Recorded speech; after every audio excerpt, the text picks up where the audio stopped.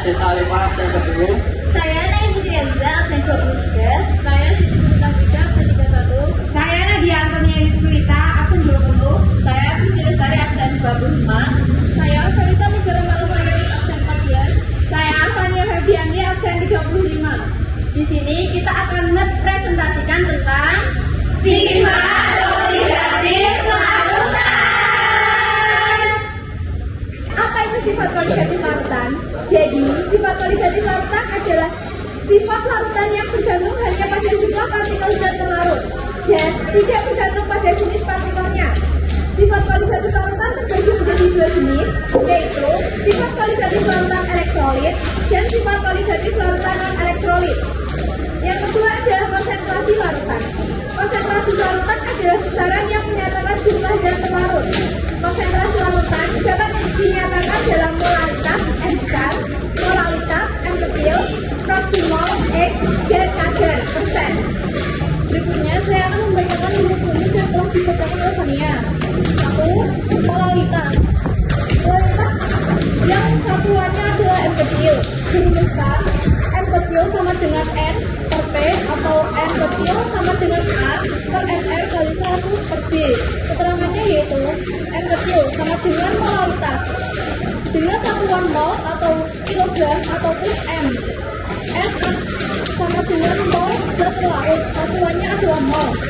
P sama dengan massa zat larut, satuannya adalah kilogram. A sama dengan massa zat larut, satuannya adalah gram. B sama dengan massa zat larut, satuannya adalah gram. MM sama dengan massa relatif zat larut. Kemudian ada polaritas, satuannya adalah M besar. Rumusnya yaitu M besar sama dengan M per Fp atau M besar sama dengan massa ml kali 100 per V. Keterangannya yaitu M besar sama dengan polaritas, satuannya adalah mol per L.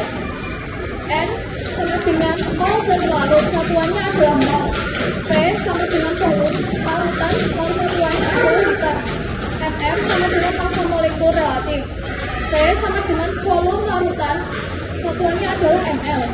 Kemudian ada proksimal, satuannya adalah X.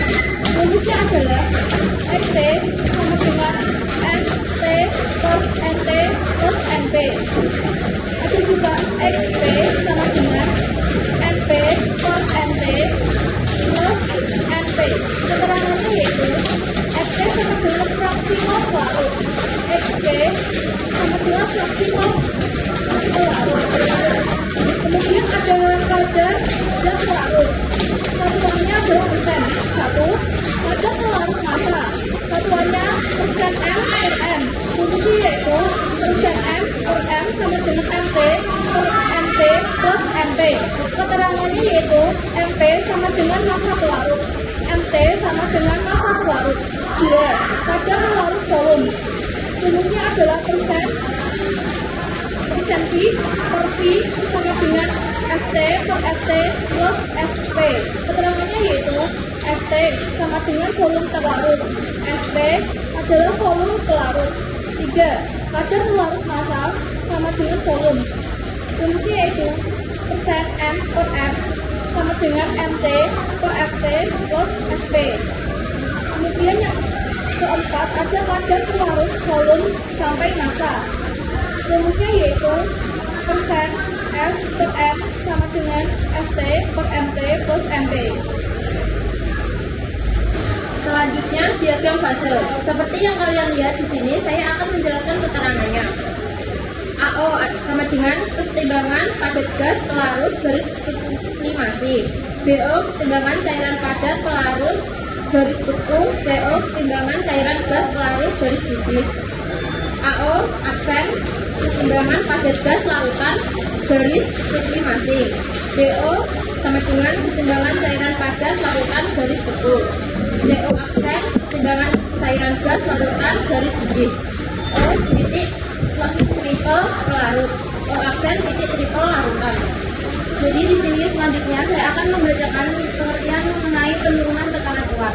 Jadi penurunan tekanan uap atau delta P adalah penurunan tekanan uap pelarut yang ditimbulkan oleh zat pelarut pada suhu konstan.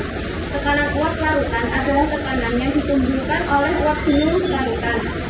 Uap jenuh terbentuk dalam suatu ruangan jika ruangan dipenuhi uap air sampai terjadi kesetimbangan antara air dengan uap air, laju penguapan, laju pengembunan. Yang selanjutnya adalah hukum Raoult.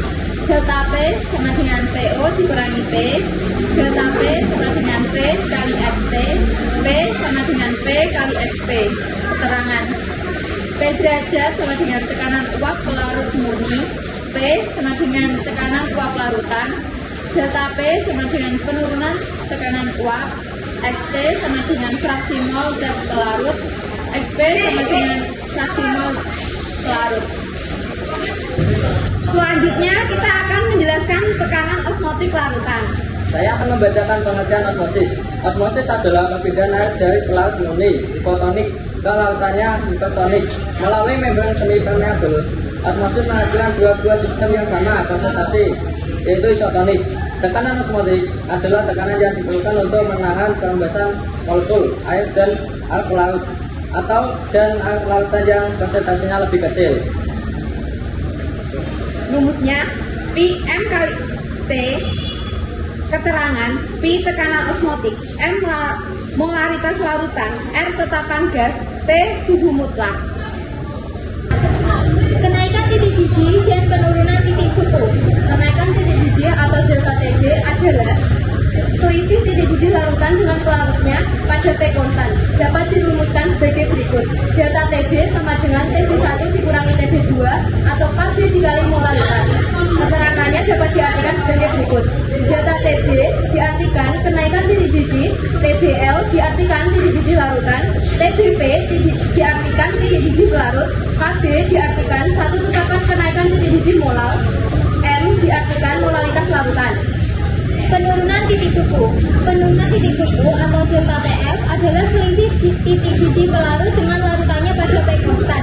Dapat dirumuskan dengan delta TF sama dengan TFP dikurangi TFL atau delta TF sama dengan KF kali M. Keterangannya delta TF sama dengan penurunan titik kutu yang satuannya berupa derajat Celcius. TFL dapat diartikan dengan titik kutu larutan yang satuannya derajat Celcius. TFP yang dapat diartikan dengan titik kutu pelarut yang satuannya derajat Celcius. KF sama dengan satu tetapan penurunan titik kutu molal yang satuannya derajat Celcius per M.